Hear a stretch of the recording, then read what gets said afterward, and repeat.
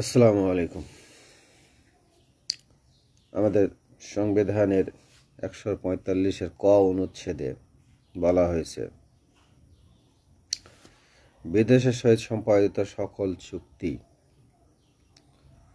রাষ্ট্রপতির নিকট পেশ করা হইবে এবং রাষ্ট্রপতি তাহা সংসদে পেশ করিবার ব্যবস্থা করিবেন।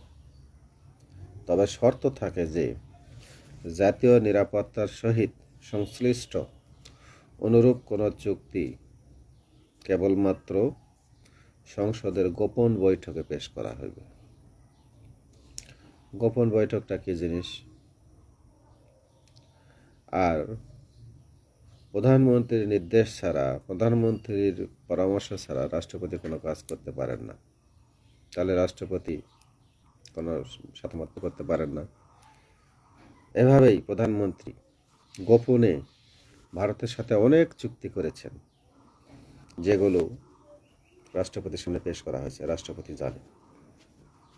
রাষ্ট্রপতি কি সেগুলো বর্তমান সরকারকে জানাইছে? ভারতের সাথে যত গোপন চুক্তি সে বিষয়ে রাষ্ট্রপতি বর্তমান সরকারকে কিছু জানাইছে? জানায়নি।